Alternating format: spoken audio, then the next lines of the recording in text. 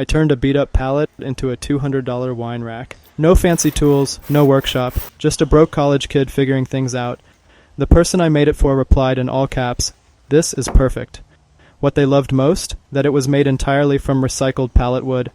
So if you're here to learn how to build your own, or just want to watch me mildly suffer through the process, you're in the right place. I'll show you exactly how I did it, step by step, from dragging this thing home to cutting wine glass slots with a jigsaw I barely knew how to use.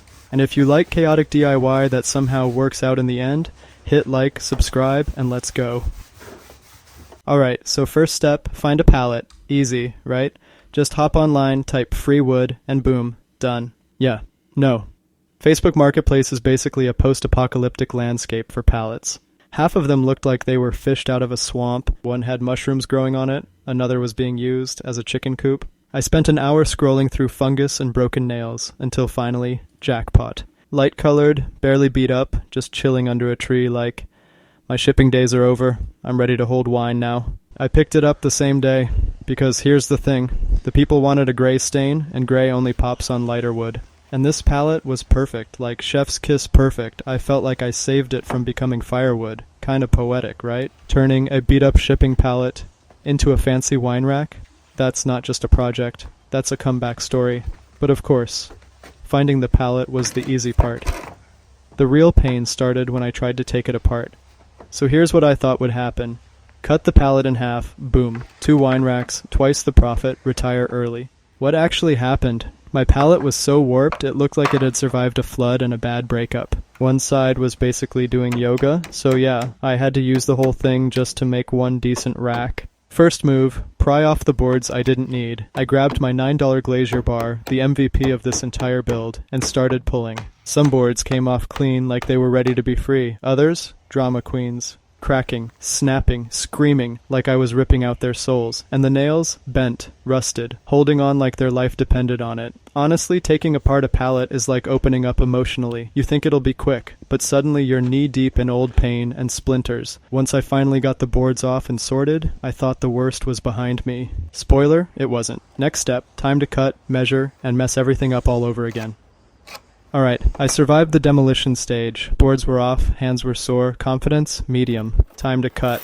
I grabbed my handsaw, which is less of a tool and more of a punishment for skipping arm day, measured the middle, took a deep breath, and started slicing through that thing like I knew what I was doing. The plan? One clean cut, one perfect wine rack base, and honestly, the cut was beautiful. Straight, solid, surprisingly professional. I stood there like, yo, maybe I actually got this. Then I flipped the board over and saw it. One whole corner, completely cracked. Like, spider-webbed and ready to fall off if you looked at it wrong. And this is supposed to be a gift? What am I gonna say? Hey, I made you something. It just might fall apart if you breathe near it. So I stood there in silence, looking at this half-broken mess, and had a real deep internal talk. Dude, you know what this means. It meant tearing the whole pallet apart. Again, I laid it flat, grabbed the bar, one by one. Every single board came off. Some easy, some with a fight. And yeah, it was annoying.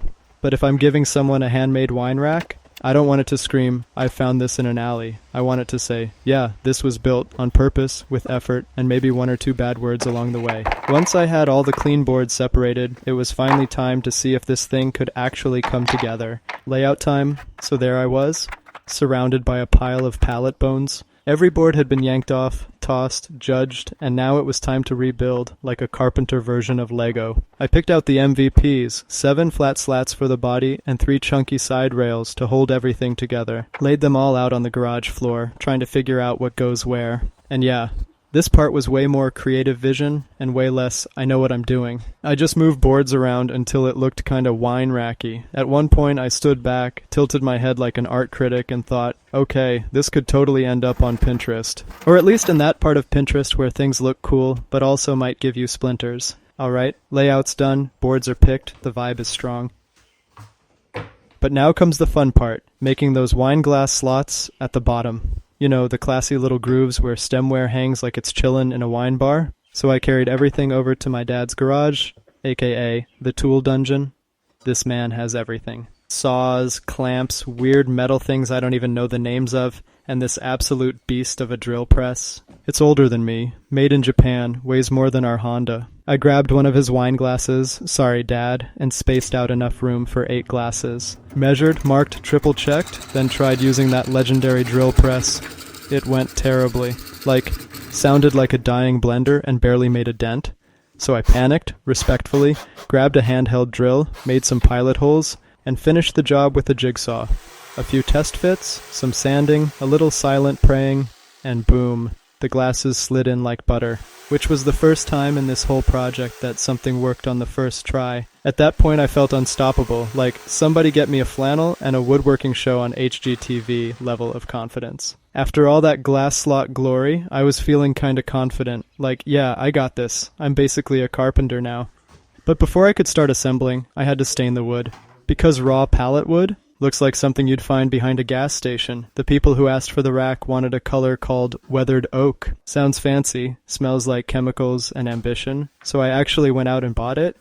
$12. First and only thing I spent money on in this whole build, and honestly, worth it. As soon as that stain hit the wood, it was like the rack leveled up. Warm, rustic, smooth, like something you'd see in a magazine and assume costs $400. I stained every board, let them dry overnight, which is supposed to be the patient, responsible thing to do. But let me tell you, walking past those boards for hours, fighting the urge to start building anyway, that was the hardest part of the whole project. Waiting is not my strong suit. I'm 19, I barely wait for microwaves. Woke up the next morning like it was Christmas.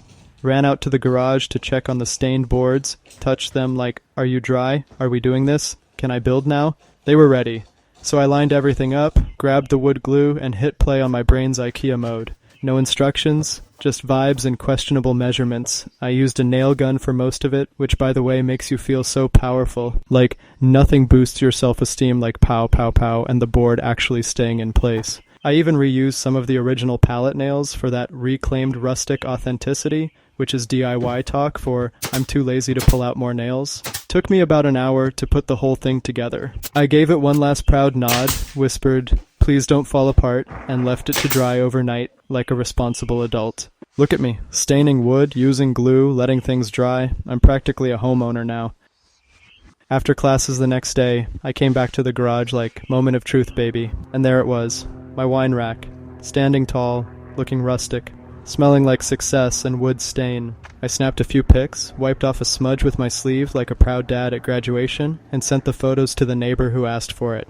They replied in all caps, this is perfect. What they loved most? That it was 100% made from recycled pallet wood. Like, this thing used to be headed for a bonfire, and now it's holding bottles of Merlot and Cabernet in some cozy cabin kitchen, living its best retired life. They gave me $200 for the build, told me that's around what they'd pay online anyway, but they'd rather help out some broke student who's not afraid to get splinters for rent money. And honestly, I'm proud, not just of how it turned out, but that I made something real. With tools, with my hands, with a pallet I found under a tree.